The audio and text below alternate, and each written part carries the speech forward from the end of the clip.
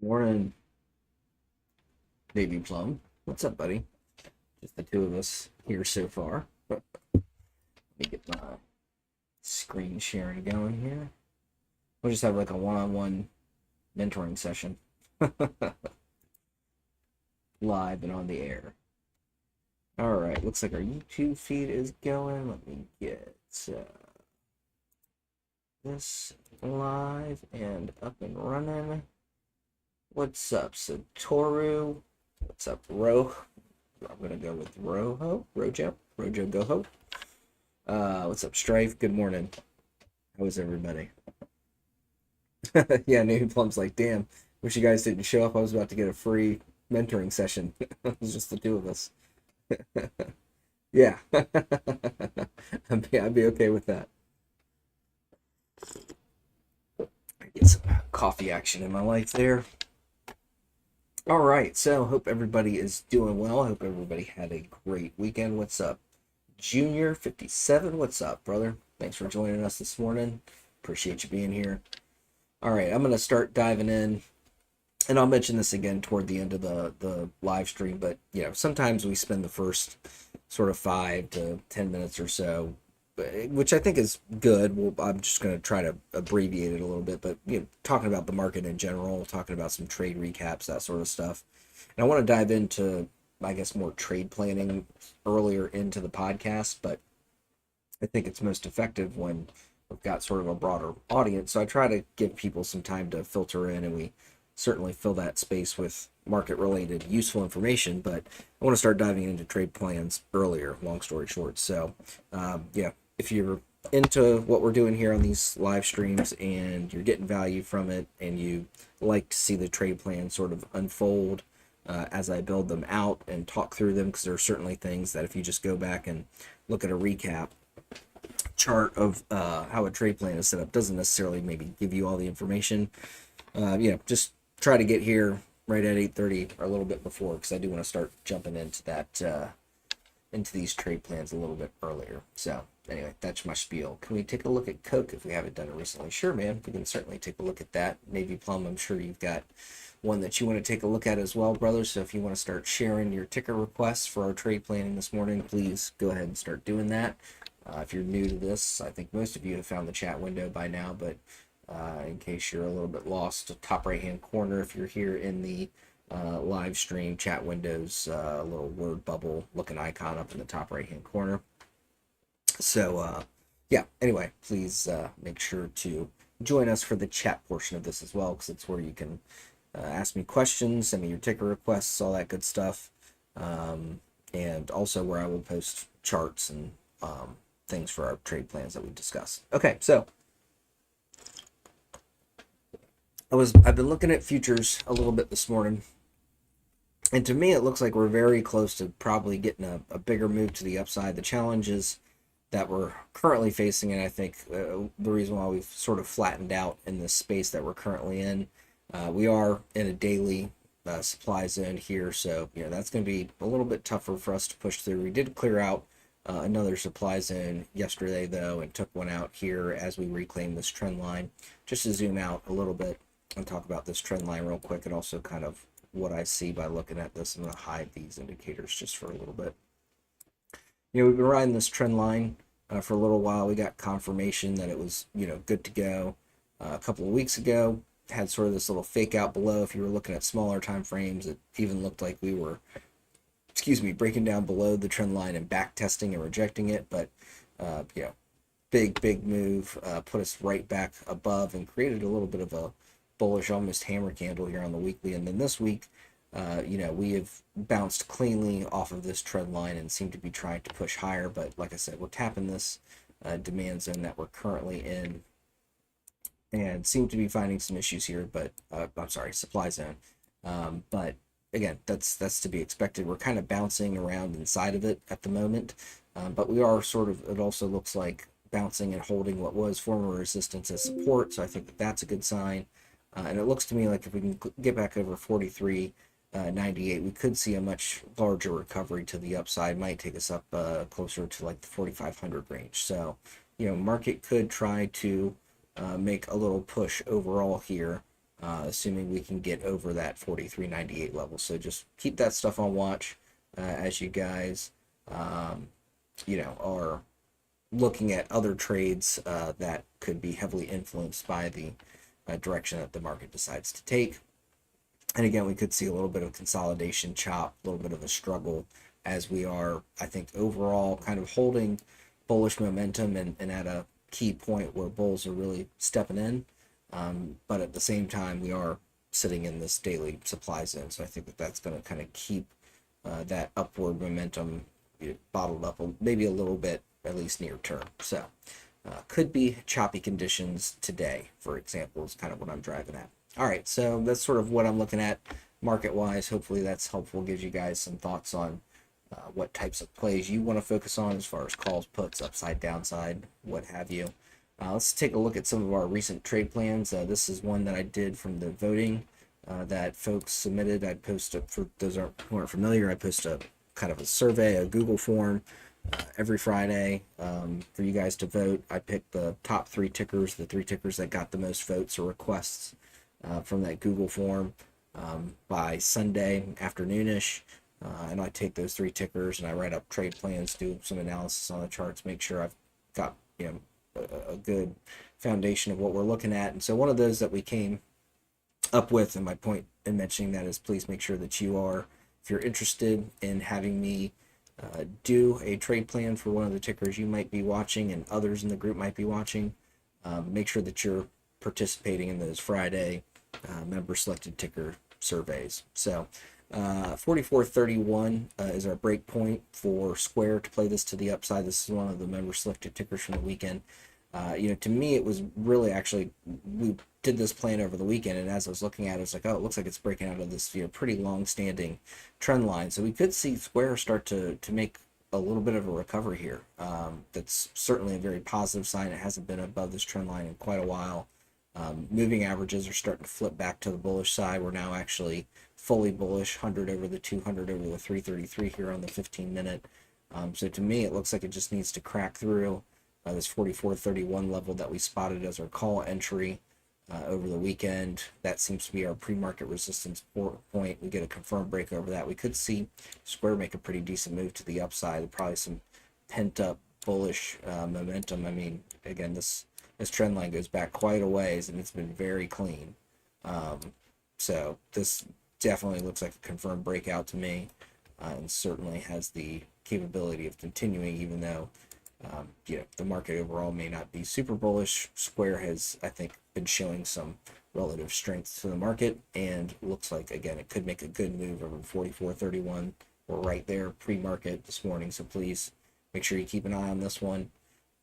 PLTR, Palantir is the other one, another one that we did over the weekend. It got a big push off the 100 SMA here right at the open. Broke over our call entry level and went on to tap PT1 within the first 30 minutes of trading. Gave us some back testing and even dropped down sort of into the buy range. Never really threatened the stop loss average down level, but for me, with the indicators that I like to use, seeing all of this bullishness in here, these blue flags that you see all trending to the upside, moving averages trending to the upside, and we're in this range between our call entry and stop loss. That's a buying range for me, just based on how these indicators and the trade plan have all kind of confluenced there. Hey, what's up, HT? Thanks for joining us. And so here we are testing PT2 as our pre-market resistance this morning, holding pretty cleanly.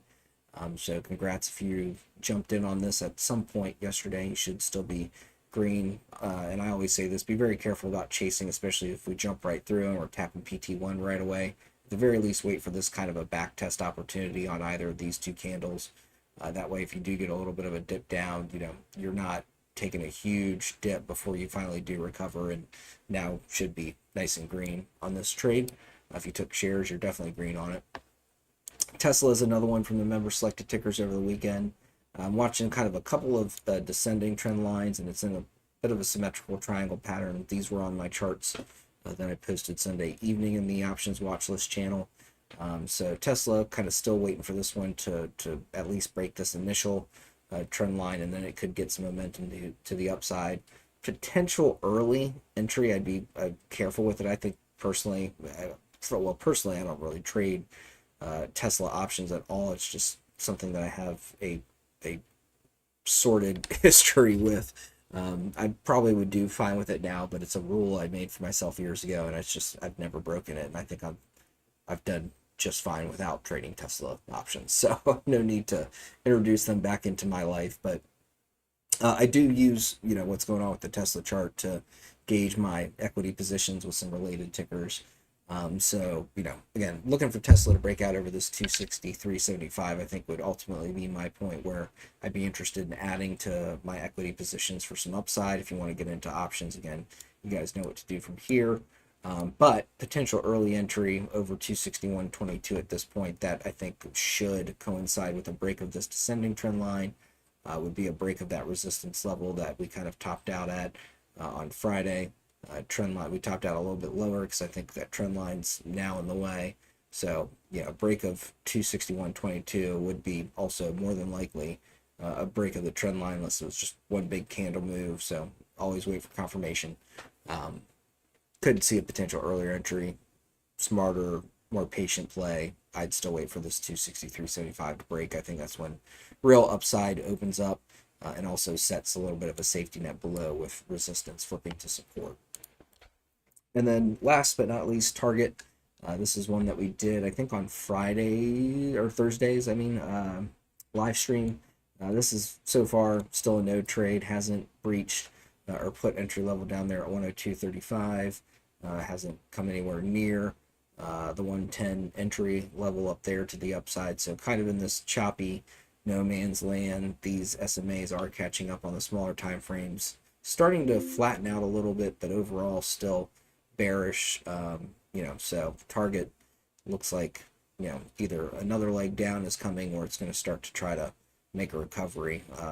Over 107.70, it starts to get a little bit interesting. So if you want to mark that level on your charts to keep on watch, by all means, that would be a good one to watch.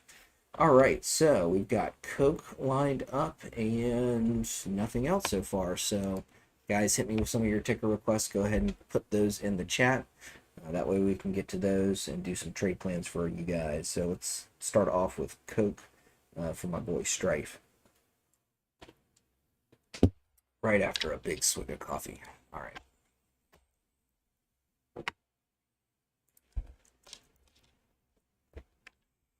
Coke, I probably don't want to speak too soon. I was going to say I probably have some levels on it. Oh, I do. They are, I wonder why they're all pink. What was I doing there? GS, sure, we can take a look at GS there, CD. Yeah, I don't know what I was doing when I drew those levels stuff. I'm not really sure what I was doing. Apparently I was putting together some kind of trade plan that don't really have a good indication of when I did it, but looks like the downside played out from this point. Anyway, I digress. And these levels look okay, but again, I don't know what they are. I don't think I've ever seen myself do that. I wonder why I had levels set up like that on this one. But anyway, doesn't matter at this point. We'll make it work. All right, so start off on these higher time frames. Let's get to this weekly chart. Interesting bottom it could be trying to hold here, although yes, more established levels a little bit higher, and it looks like Coke's actually below. They're rejecting that a little bit. But let's dial into this. Let's see, where do I want this level at?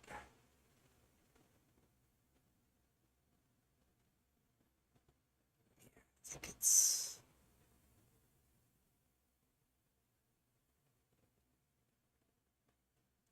really kind of sits a little bit more like right there. It's just a little, some scammy wiki stuff going on here where it's not catching as clean as I'd normally like to see it, but I think ultimately that's where that level's sitting. It's right around there. So we are below, and we have printed a lower low from that. Looks like we may have also had, I take that back. Well, it could have been, but it's definitely invalidated. looking at the possibility of there being a trend line running up through here, but we're definitely below it at this point. Even if there was, does seem to be a little bit of a trend starting to really kind of push this price action around though. Kind of right through here. So I want to keep that on watch. Alright, so let's get to some of these levels and let me mark off where I think a kind of a near term bottom would be before I get into this. Otherwise I'll get way too far into the weeds. I think we're probably something down around that neighborhood. Alright, so let's map out these levels here.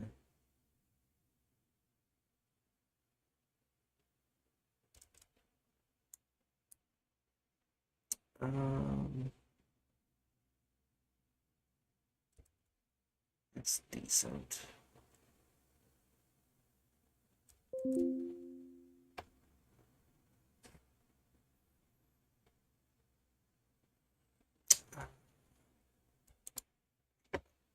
Flag this one. Not totally sure what that is yet. Alright, anything else here on the weekly chart? Yeah, actually, I think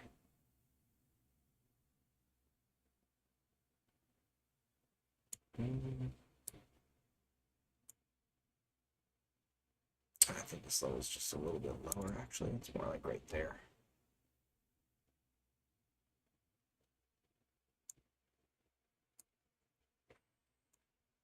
Alright, I think we're good there. So let's dive into this daily chart. I want to see if we're getting, if we've ever had a chance to really back test up there. The answer's no.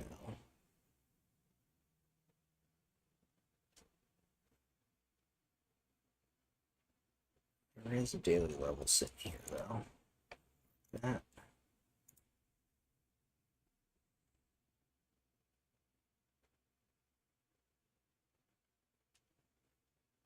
Yeah, sure. Right there.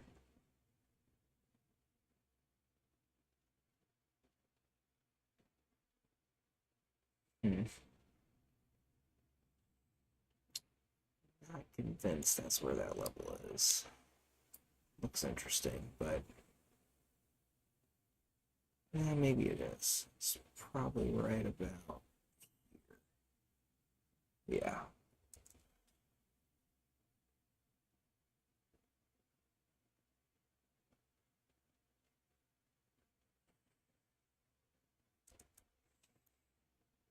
Whoops, don't want to move that.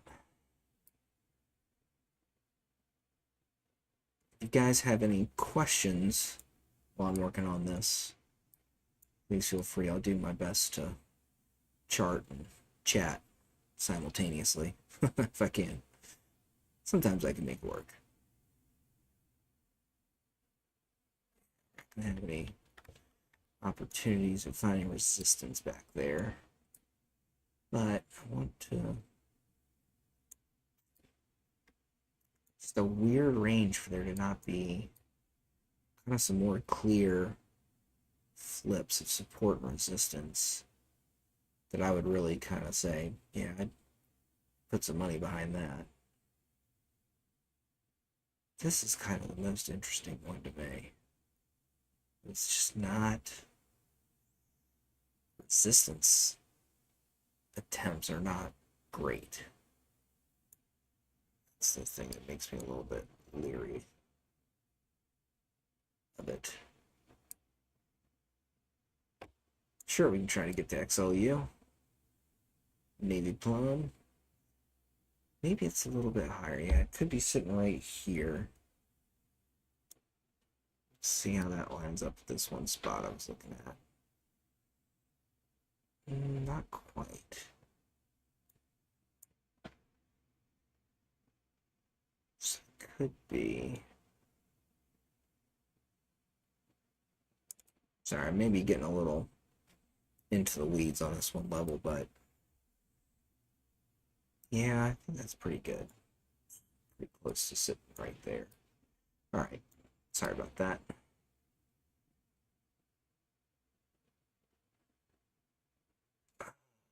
Definitely something sit right here.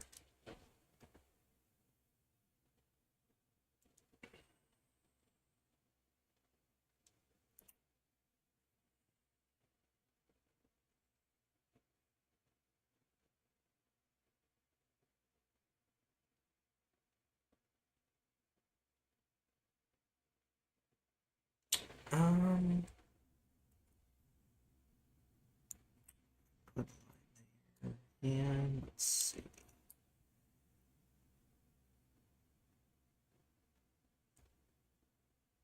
Yeah, something set right there. Okay. Set one right there.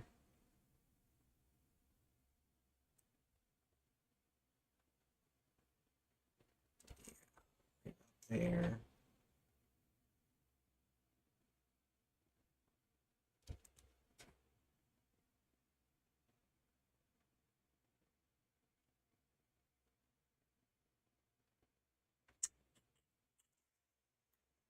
Okay, I think that's good for daily levels. Let's jump into this 4-hour chart. That might, because Coke's typically not a volatile mover, although right now it looks a bit volatile. Let's also make a slight adjustment to this trend line. We did map this out on the weekly. Probably sits a little bit more like right there.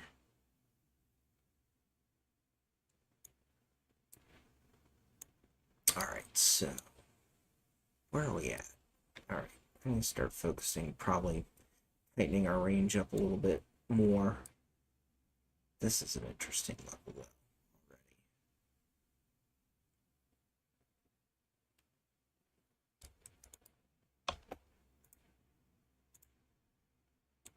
See if we can get some confirmation on it. Yeah. Oh yeah, for sure. That's a good level. Okay.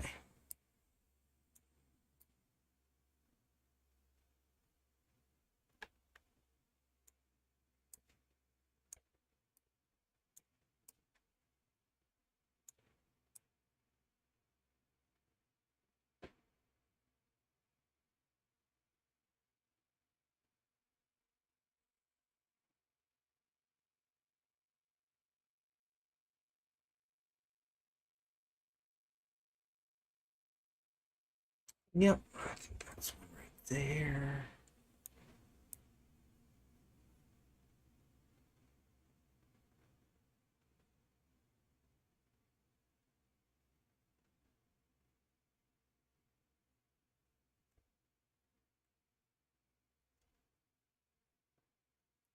And one right here.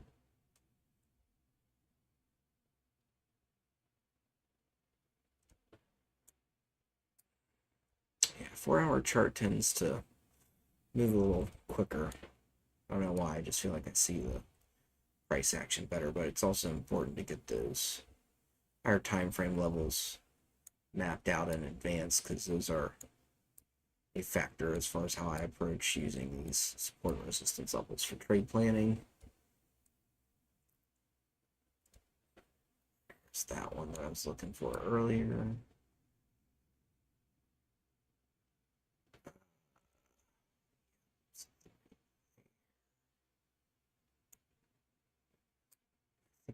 Probably getting into the weeds a little bit if I go too much lower. Oh, well, man, we might need some levels down. Let's get a map. Oops, let's get a map down. Yeah, we are starting with a naked chart on this one, so probably a little bit of a longer trade planning process, but that's okay. Because then we'll have the levels for next time someone wants to do a trade plan for Coke.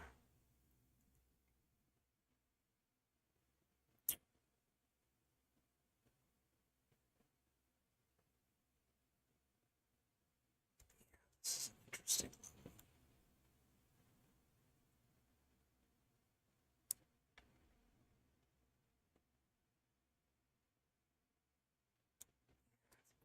Sitting down here too. Right about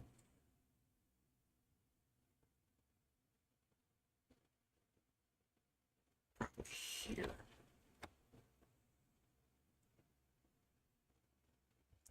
It's an interesting one. Let's see if we can get some confirmation on it. Yeah, that looks good.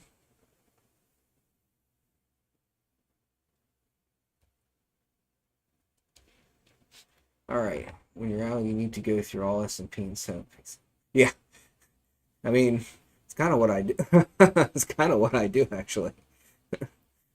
I just, it's hard to get through all of them, and my idle time is few and far between anymore these days. But at one point, I was doing that, believe it or not.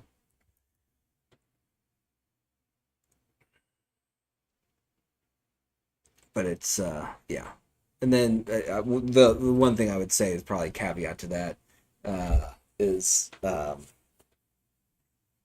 would probably filter that S&P 500 list on volume, like especially if you're going to focus on trading options with these levels, um, because you really need volume to get that movement. Otherwise, theta starts to become a factor. Also, generally, there's a lack of interest in the options chain on low volume tickers. So, point being, I was doing it like on anything that was trading, I think on like a 10-day average at minimum like 5,000 or 5 million shares or more. So one kind of tweak I would make to just blindly going after the whole S&P 500. Yeah. I work a job, or I really kind of run more of a consulting business. I have a major client that I, essentially share office space with, and then I support uh, my other clients from their office. I also work remote a fair amount. Um, but yeah, it's been a good situation, and I'm just, kind of like how you want to have a I say this all the time. I'm sure I've said this on a live stream in the past. Kind of the same way you want a diversified portfolio when it comes to your investments. I kind of want to have diversified income streams, whether that be real estate, consulting work in the IT space, trading, all that sort of stuff.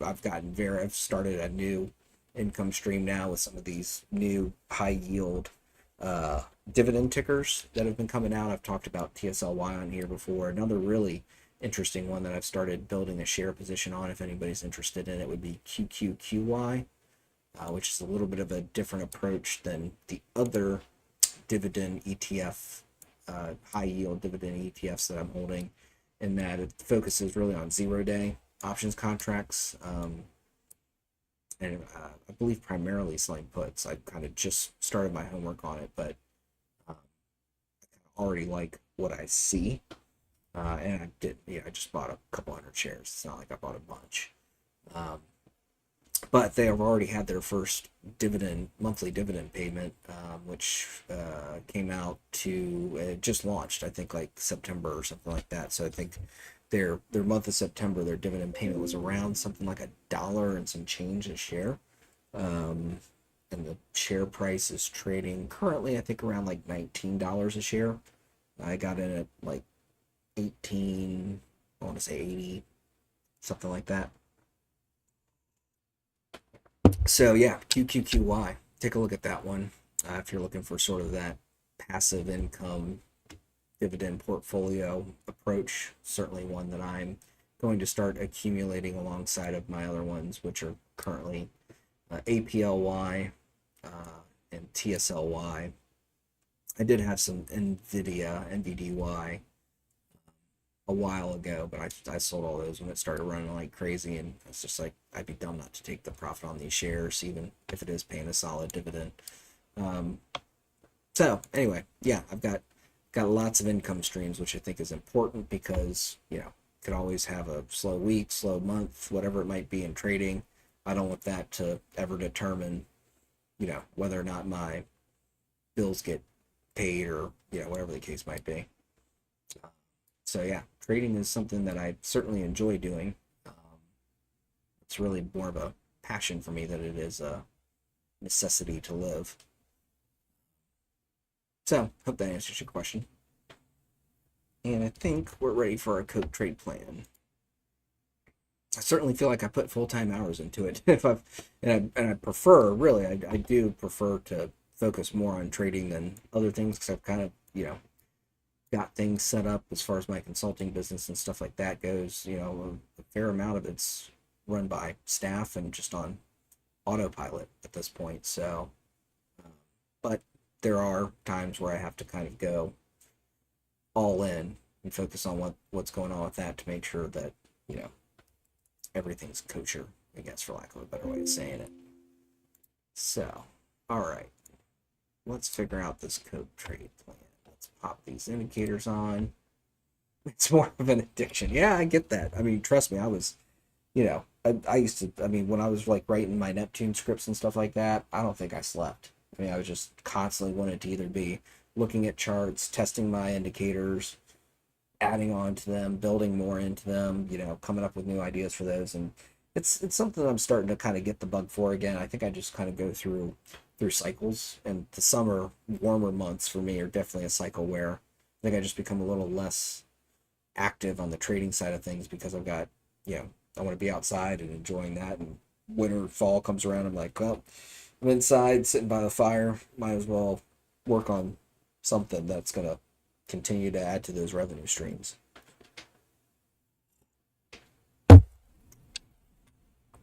But yeah, diversify your revenue. That's what I would certainly, that's the lesson that comes out of that whole monologue there.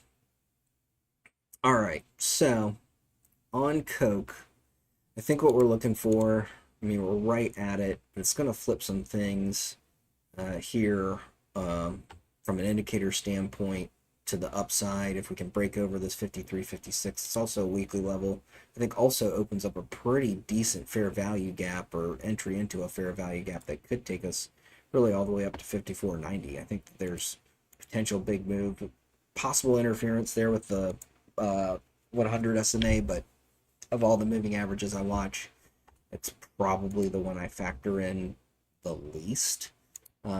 That's not to say that you just totally disregard it, but I'd be willing to kind of take a shot at pushing through it versus, getting up to the 200 SMA. That I'd probably start to factor in as a potential problem for pushing higher, and, kind of may well wind up being that way. It is kind of sitting right here currently with confluence at 55.31. However, should start to flatten out and maybe even curl up if we do break over 53.56 and start making a push for this 54.90.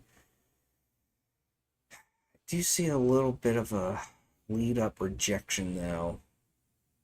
Kind of really stair step down until it broke below that 54.90 level. Yeah, I mean, it's a tight PT1 and PT2, but I just can't in good conscience say, yeah, we're just going to go right over 55.31, especially with the 200 SMA sitting right there, and it could wind up even being down closer to PT1, again, just depending on how this price action plays out as we get closer to an intersection between the price action and these moving averages. However, over that, do you see a little bit of a resistance, some resistance testing in here? Really, I kind of like for a push a little bit closer where this 333 might intersect. We also still have room before we start testing that trend line, at least currently up to that 50, essentially 6 level. So kind of a 1, 2, 3 price targets, but PT1 I'd scale out heavy. I mean, that's going to be your biggest move of the whole trade, it looks like. Stop loss average down on this 53, 55. Feel like I'm seeing just better resistance and then a flip to support down here around this 52.75. You could play at a level tighter than that, but I think that Coke, again, can be a slow mover. I'd give it room. Downside, already, obviously, attention's drawn to 51.66. Let's go back, though, and just kind of see what... Yeah, that's a bounce higher. Let's go ahead and mark 51.66 right here. Just want to keep an eye on it. Not saying it's our entry for puts yet, but that recent low and pretty hard bounce off that level certainly has it as the prime candidate. Yeah, yeah, yeah, for sure. I mean, you just see this resistance, more downside. Seems like things push down below quite a bit below that level. So where does that give us price targets at? Especially the last time we were below that level. Pretty straight up vertical move. Not a lot of support and resistance set. And looking back here at where this support came in, I really like this 50.65 as a first price target. Below that, again, I think we get into sort of smaller chunks of move, but I think you could see another push down, at least a test down below. Probably a little bit ballsy, ignoring this 49.90 weekly level, but 49.57 just kind of, to me, looking at how this move played out through these price levels last time, that just seems like the smarter, or there's a good potential for that to be the ultimate price target for the downside. So question is, do we just share a stop loss? Really kind of leaves things open, flat on the risk reward side of things, which I don't like.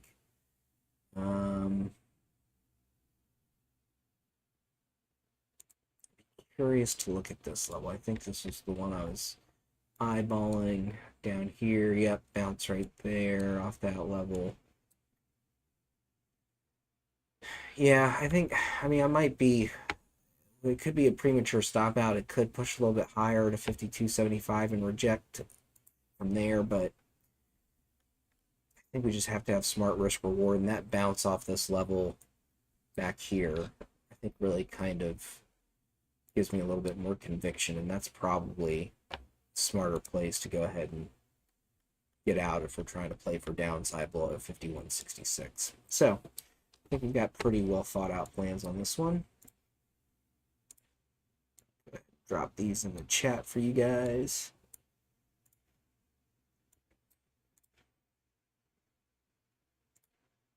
And hopefully, as you guys are watching these, you're sort of starting to see these things the way that I see them and are understanding how to set up your trade plans.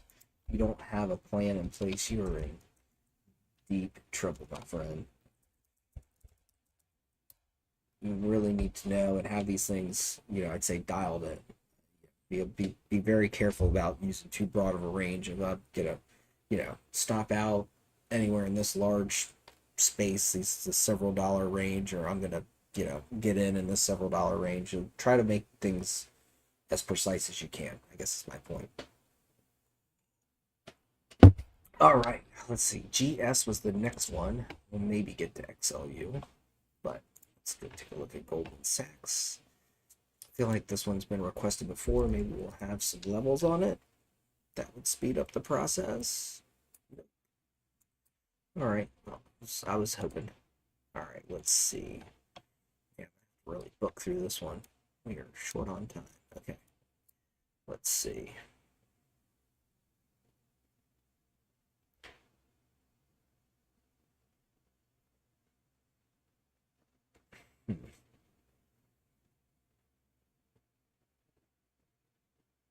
I'm already a little vexed on this one, but that's just weird.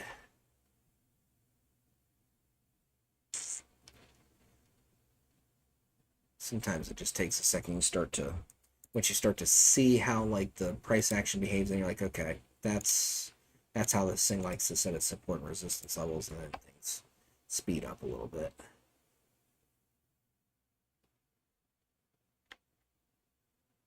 We're not gonna have anything back there. I'm gonna kind of use this as a bottom to focus on.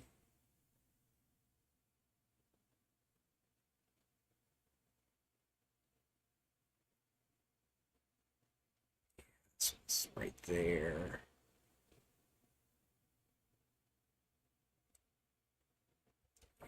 It's right there. It's interesting. there is something right there, actually. This is definitely a ceiling kind of level we want to look at. Keep on watch.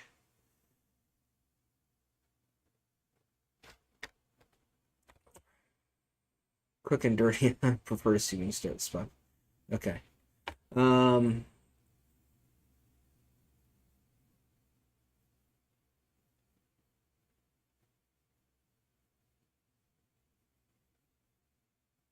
Gosh, quick and dirty. How do I do this quick and dirty? Well, quick and dirty, I would actually do this. This is what I would do if I was doing it. Let's throw these on, actually, see what this shows us. Go to the hourly chart for this. And I could do this actually all in the hourly if we're just doing it quick. But let's take a look at where these pivots sit.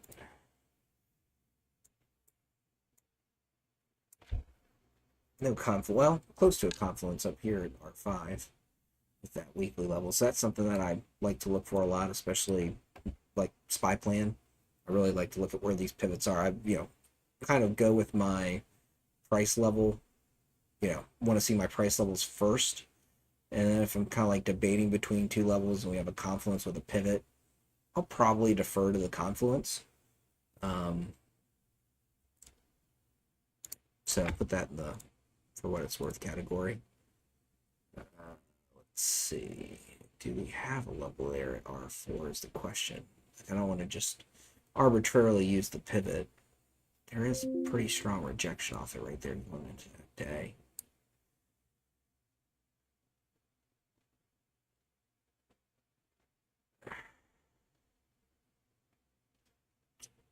Sorry, turn just because I need to see the price action a little more clearly. These are indicators are really more for after my support resistance levels are totally mapped out. Yeah, I think there is one sitting right. It's probably just above where that pivot is. There's one also sitting right about there. Close to that pivot, but not at it. And then this is an interesting level. Yeah, I'd say over that, over 315.58, you could shoot for 319.33. I think we push over where that pivot's sitting on that one, and then I'd be shooting for this 323.79. Good confluence there near that pivot. And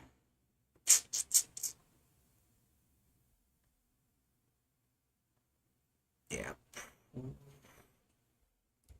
got potential to get up to this guy, but you have another, I think, resistance right there in the way. Stop loss average down for that. Well, actually, no, I'd use this weekly level. I wouldn't want to be back below that. Just kind of confirm that. Well, you can catch a decent bounce a little bit lower, but I think we're looking at an entry here. So yeah, yeah, just from a risk reward standpoint, I don't think I'd want to be holding below that weekly level. To the downside, where that pivot is, I think we're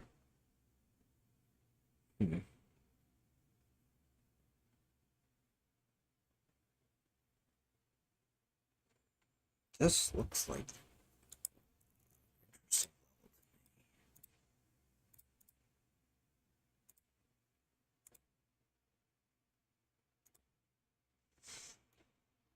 yeah, that's pretty close to that pivot, so I'd say that's probably your put entry. Now, concern is potential support double bottom kind of near this 303.52 before you get to that next pivot down. I don't know if that's I mean, I just can't base a trade off one bounce though, or a level off one bounce. Yeah, this level's maybe just a little bit lower. Maybe it's bounced earlier.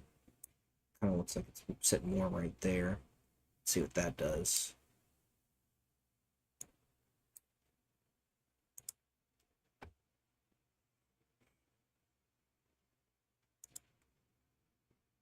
Yeah, I mean, I think I'd be looking at this as an entry.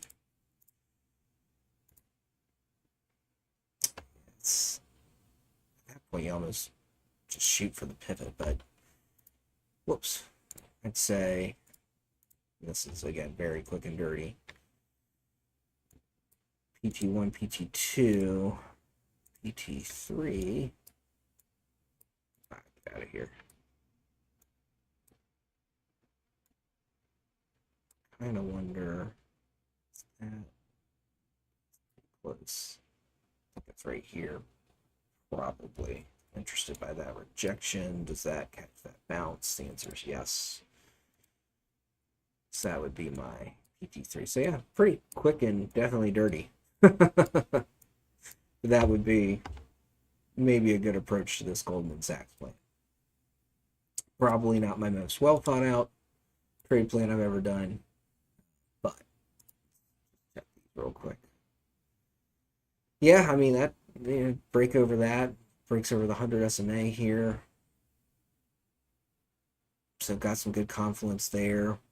Things are trying to, that's kind of a really weak flip. So I'd almost consider that there's still probably some selling pressure in here. But again, breaking over that level would flip it to the bullish side anyway. So yeah, probably not the worst trade plan ever.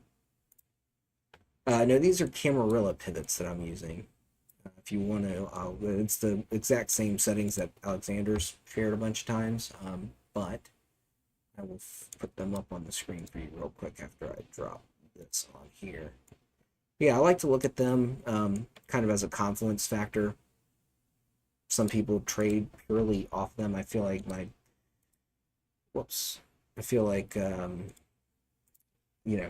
support and resistance levels that I analyze and draw for myself tend to be a little bit more accurate and outperform the pivots. But when I've got a confluence with a level that I really like and a pivot that's sitting right there for the day, that's something I definitely pay attention to for sure.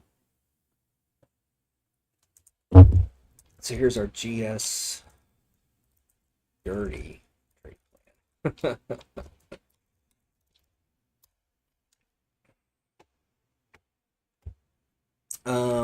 All right, let's see.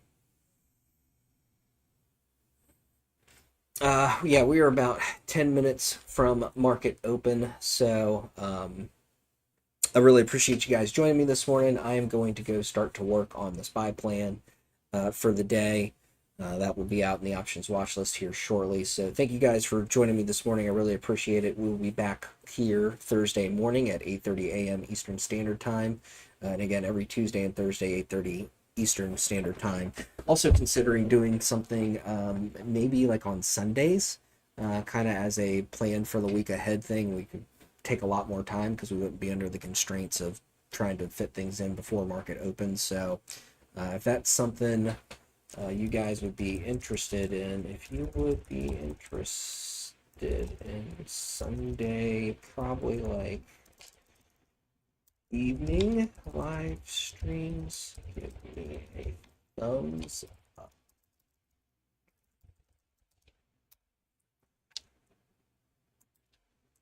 On that message. Let's see what the interest level is, and then we'll go from there. All right, so again, thank you guys so much for joining me this morning. I really appreciate it. We'll be back Thursday morning at 8:30 a.m. Eastern Standard Time. In the meantime, I will see you guys in the chat, and with that, I'm going to hit you with the FOMO live stream motto. Plan your trades and trade your plans. That's right, folks. Plan your trades and trade your plans. I hope you guys have a fantastic day. I will see you in the chats. Go out there, get some green, and I will be back here Thursday at 8:30 a.m. Eastern Standard Time.